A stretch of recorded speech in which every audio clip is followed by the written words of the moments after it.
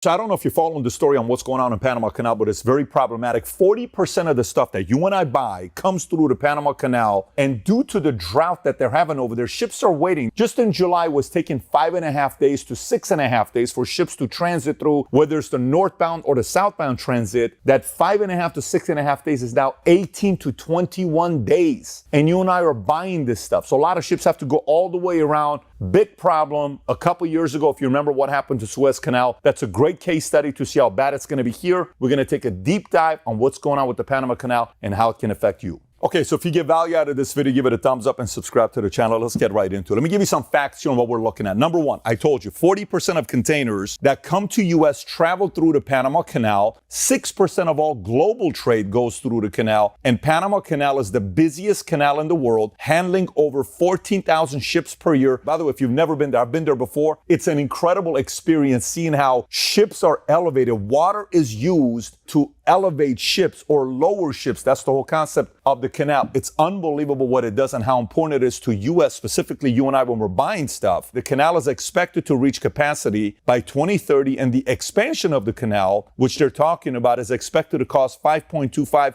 billion and take 5 years to complete. The Panama Canal is the busiest canal in the world, handling over 14,000 ships here, which is roughly 40 ships a day. And this past July, the number of ships allowed to pass per day was lowered from 40 a day, give or take, to 28 to 32 a day. So now, what does this mean? If you look at this map here, you'll notice there's two ways for ships to come through from New York to California. So if you look at it, the short way is New York, ship comes down, goes through the Panama Canal, and goes straight to LA.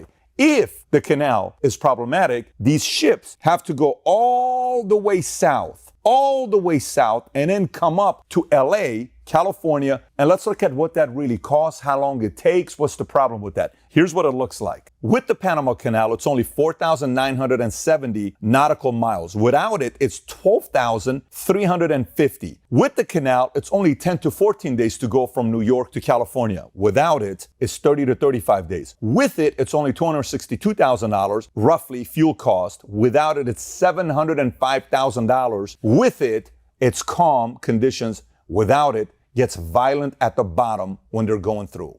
So obviously, when you look at that number, it's kind of like, imagine you're trying to go home and the main freeway's closed. Okay, where typically you're going home, it takes you 20 minutes to go there, and let's just say 5 miles, and it costs you $10 for gas prices. Now, if the freeway's closed, you have to go all the way this way, go all the way around. How many more miles is it? How much more time is it? How much more gas are you going to spend? That's exactly what's going on here. But here, they're bringing goods through canal. Now, watch what happens if they're going from China, Shanghai to New York. Here's what it looks like with the canal as well as without the canal. With it, it's roughly 12,000 miles. Without it, it's roughly 19,000 miles. With it, it takes 22 to 25 days. Without it, it takes 35 to 40 days. With it, it's only $600,000 of fuel costs. Without it, it's roughly $900,000.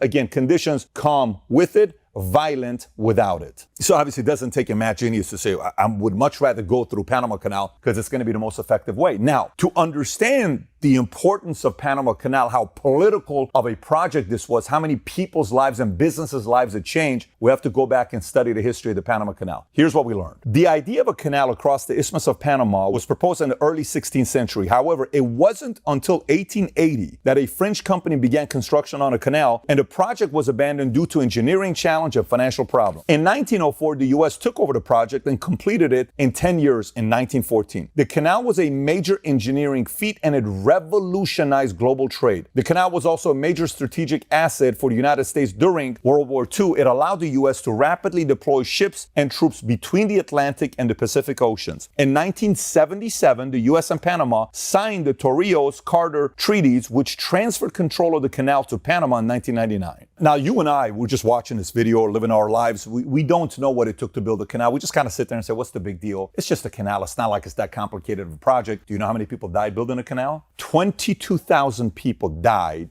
during the French construction efforts, and an additional 5,609 people died during the American construction, for a total of 27,609 people died building the Panama Canal. So you may ask, what did they die from? Well, one, the explosive for the way you have to do to build a canal, it's not the easiest thing to do. They died from mosquitoes, they died from malaria, they died from black vomit, internal bleeding, back pain, extreme thirst, a lot of different things. This was not the safest conditions for these guys to build what they build. We benefit from it on the backs of 27,000 people that died building the Panama Canal. In other words, they did the impossible. We're the beneficiaries of their efforts. Pretty wild when you think about it, but how does the Panama Canal work? So the Panama Canal allows ships to transit between Atlantic and Pacific Ocean without having to navigate the violent waters around the southern tip of South America. So one of the coolest things is, well, while you're there, they have a nice hotel, the Hard Rock Cafe. They have a Hard Rock hotel there right next to Roberto Duran's restaurant. And they'll say, hey, it's the only place in the world where you can go have breakfast at the Atlantic and have lunch at the Pacific. That's kind of what you get to do. And it's what a lot of people do when they go there for vacation. So now the lock system, the canal uses a system of locks, large chambers that can be filled or emptied of water. When a ship enters a lock, water is either pumped in to raise the ship or let out to lower the ship, enabling it to transit from sea level up to the level of Gatun Lake, an artificial lake created for the canal, and then back down to sea level on the other side. So each vessel that passes through uses roughly 51 million gallons of water from the lake. So if you look at this chart here to the left, you'll see the Atlantic Ocean. To the right, you'll see the Pacific Ocean. Then you have the Miraflores Lake. It's elevating the ship to Gatun Lake and then decreasing, lowering the ship to go to the Atlantic Ocean. The entire transit through the canal takes roughly 8 to 10 hours, depending on various factors. Again, pretty intense for what these guys have built. Absolutely insane for engineers to have built something like this. Number two, time and money saved, impact on global trade if the canal were inaccessible. So obviously the first one would be the diversion of routes. The second one would be increased costs. Then it would be supply chain disruptions, economic impact. Countries and ports that rely heavily on trade through the canal would suffer economically. Potential price increases to you and I, we would be paying more. The increased cost of shipping goods could lead to higher prices for consumers around the world, especially for products heavily reliant on these shipping routes. So what are some of the products? Let's take a look. Top 10 U.S. imports. Number one, printers, $14 billion of printers. Then it's TVs, then car parts and sweaters, furniture, video games, pills, computers, toys, shoes. And if you look at the top 10 U.S. imports purely by weight, furniture, 4 million metric tons. Then it's bananas, artwork, car parts, coal, beer, oil, tires, seeds, tiles. And by the way, how long can bananas sit there? Think about it.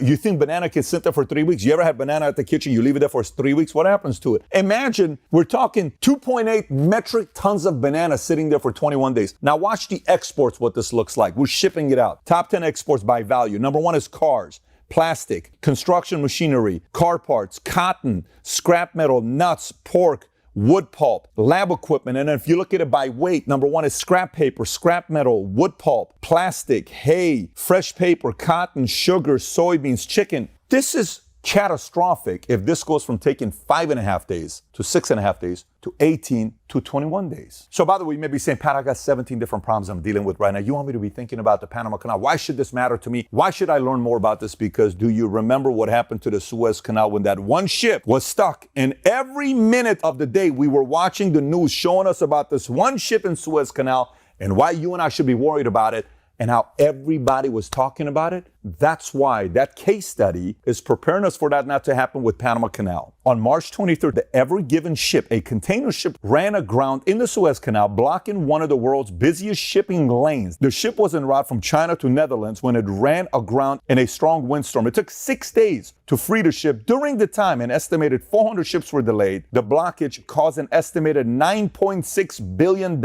in losses to global trade. To tell you crazier stats about this, how much do you think the blockage of the Suez Canal cost losses per hour? 10 million an hour? 100 million an hour? How about $400 million an hour? The blockage delayed the delivery of essential goods such as food, medicine, and fuel, and it also caused a spike in the price of oil and other commodities. It also highlighted the vulnerability of global economy to disruptions in shipping. What this incident of Ever Given in Suez Canal taught the world a number of lessons about shipping and logistics, including the global economy is highly dependent on shipping. Shipping disruptions can have a significant impact on the global economy. There's a need for increased investment in alternative shipping routes. There's a need for better risk management in shipping. There's a need for better communication and cooperation between shipping companies and governments. And by the way, just like the Panama Canal was revolutionary, so was the Suez Canal. Here's why. The Suez Canal is a man-made sea level waterway between the Mediterranean Sea and the Red Sea. It connects the Indian Ocean Ocean with the Atlantic Ocean through the Red Sea and Mediterranean Sea, respectively, and provides the shortest sea link between Europe and Asia. If you look at this map, you'll notice you can either go from Mumbai to London all the way around south through Africa, or you can go through the Suez Canal straight shot to London and save yourself 50% of the route. It was built over 10 years in the mid-19th century. The canal officially opened up November 17 of 1869. Originally constructed without locks, the canal was converted to a lock system in 1980. Roughly 110 years later, the Suez Canal is one of the world's most strategically important waterways and is vital to global trade. The canal is also a major source of revenue for Egypt, which operates and maintains it. So now this is a lot of problems we're talking about. Is there any solution? Are they making any kind of progress? What's going to be happening? You don't want to be affected by this. Here's the good news. When you think about this, capitalism always works. The Panama Canal makes Panama roughly $2 billion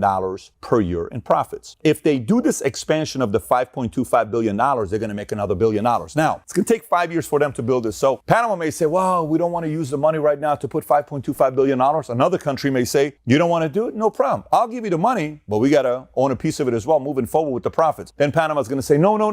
Then the world's going to say, well, then hurry up and do it because you kind of need us. We're the customer. Panama may say, well, then what are you going to do about it if I don't do it? It's going to cost you more anyway. So it's going to be a power play on companies can end up paying for it. It's kind of like relationships when a vendor and a company, the product producer and the marketer, they both need each other because the product's working very well. They have to figure out a way to make it work. But regardless, they got to move fast. The good news is just like the Panama Canal Authority is undertaking a $5.25 billion project to add a third set of locks to the canal, Suez Canal Authority is also taking $8.5 billion development project to widen and deepen the canal. This will also increase capacity and reduce shipping costs. On top of that, both the Panama Canal and the Suez Canal Authority are investing in new technologies to improve efficiency and safety. For example, the Panama Canal Authority is implementing an automated lock system, and the Suez Canal Authority is installing new navigation aids. Both canal authorities are also working to reduce the environmental impact of their operations. For example, Panama Canal Authority is investing in water conservation and flood control measures, and the Suez Canal Authority is working to reduce pollution. Now, the best part about this is if Panama Canal doesn't have another competition, they can do whatever they want to do. The best part when there's another competition,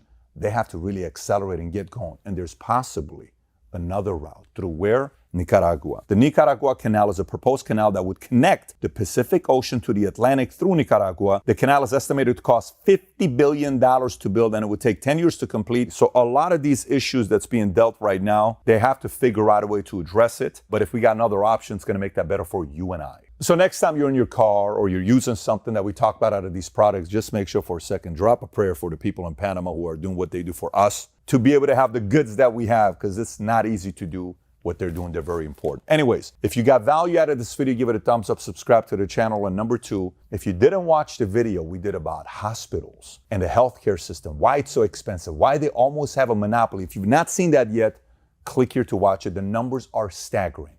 Take care, everybody. Bye-bye.